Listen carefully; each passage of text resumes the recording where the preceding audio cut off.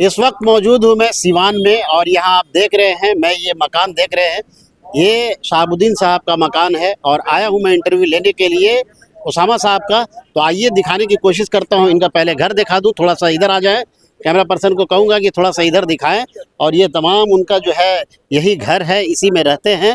और इस तरह से रघुनाथपुर से कैंडिडेट है आरजेडी का, और जिस तरह से उनका जो नाम है, दबदबा है, वो देखने को आया है। मैंने कुछ लोग यहाँ पे हैं मौजूद, इनसे भी बात करने की कोशिश करता हूँ। अशरफ खान हुआ।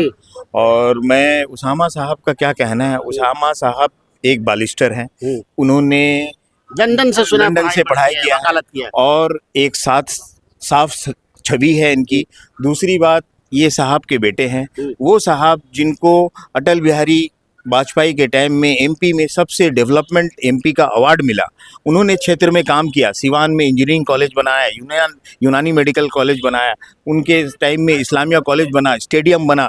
और शहाबुद्दीन साहब एक साहब का नाम से लोग यहाँ पर जानते हैं। उनका काम बोलता था। उनके वक्त में लोग 50 रुपये डॉक्टर का फीस था और यहाँ पर कोई काम किसी को बोल देते थे, मजलूमों का हर काम हो जाता था। एक बात में लोग उनको आज भी साहब के नाम से जानते हैं और यहाँ के लोग आज भी उनको दिल में मानते हैं, चाहते हैं। पूरी दुनिया में उनके लोग मानने वाले हैं। मैंने ग्राउंड रिपोर्ट किया, मैं बता दूं कि ग्राउंड रिपोर्ट किया सिवान कॉन्स्टिट्यूंसी से।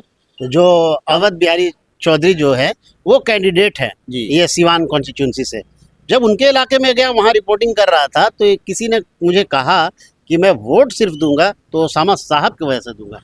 वजह है कि देखिए, अवध बिहारी चौधरी जी अभी साथ में उसामा साहब के नाम पर, क्योंकि आप लोग जान रहे हैं ये तो राजनीति है, राजनीति में लोग इधर उधर करते रहते हैं। क्योंकि अवध बिहारी चौधरी जी भी इलेक्शन लड़े थे तो मैडम के खिलाफ लड़े थे, तो इसलिए अब फिर से उनके साथ आ चुके हैं। तो इसमें अब लोग सपोर्ट कर रहे हैं। उसामा साहब का भी सपोर्ट है अवध बिहारी चौधरी का कि अवध बिहारी चौधरी जी जीते हैं, और उनका दिलो जान से उनके सपोर्ट है। इसी सपोर्ट में लोग कर रहे हैं कि उसामा साहब। हिंदुस्तान की नजर उसामा साहब के ऊपर है, क्यों, आखिर ऐसा क्यों? देखिए, उसामा साहब एक उस शख्स के बेटा है जिनको दुनिया मानती थी, और एक शहाबुद्दीन एक नाम नहीं है। क्या वो गरीबों का मसीहा बस थे भाई, गरीबों का मसीहा थे, गरीब के लिए सोचते थे। गरीबों का उनके वक्त में लोगों का 50 रुपया फीस था डॉक्टर का, कोई नाजायज़ नहीं करता था और हर काम उनके नाम पर होता था। और किसी को भी फ़ोन कर देते थे तो उनका काम हो जाता था। साहब एक पूरी दुनिया में उनका नाम, अल्लाह ने उनको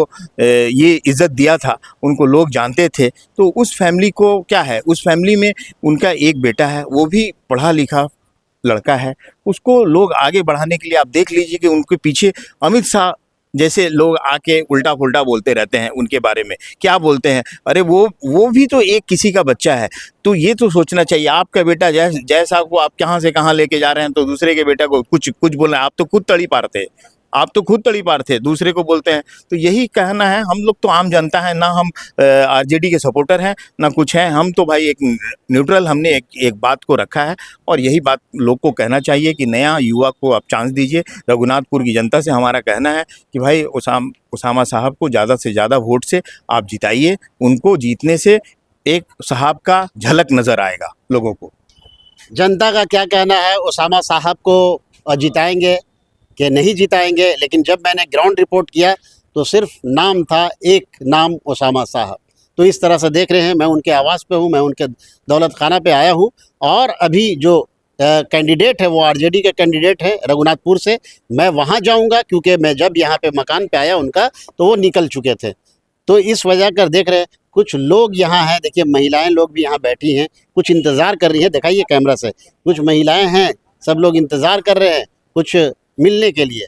तो वो रघुनाथपुर वो निकल चुके हैं। मैं वहाँ जाऊँगा, वहाँ का ग्राउंड रिपोर्ट करूँगा और उसामा साहब से भी बात करने की कोशिश करूँगा।